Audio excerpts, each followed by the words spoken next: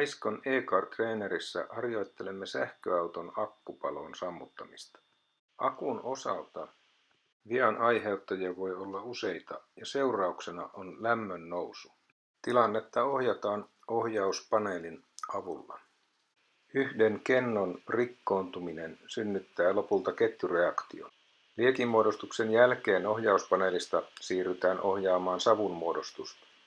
Tällä pyritään kuvaamaan todellista tilannetta, missä sammutettava kohde voi olla vaikeasti havainnoitavissa.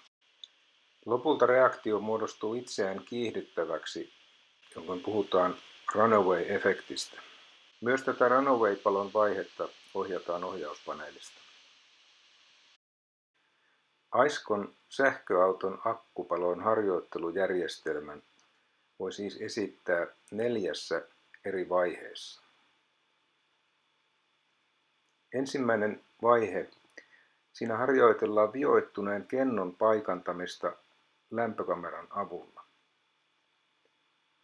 Toisessa vaiheessa harjoitellaan vaikeissa olosuhteissa tehtävää tilanneanalyysiä luomalla koko akun peittävä savukerros.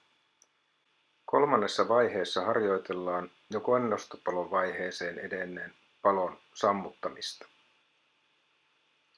Viimeisessä eli 4. vaiheessa harjoitellaan toimintaa runaway-vaiheeseen kiihtyneen akkupalon tilanteessa. Varsinaisen akkupalon harjoittelujärjestelmän lisäksi on saatavilla erillinen koottavissa oleva harjoitusauto.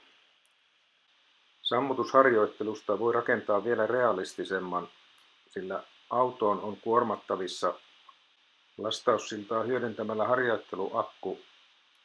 Auto itsessään on varsin nopeasti koottavissa ja purettavissa.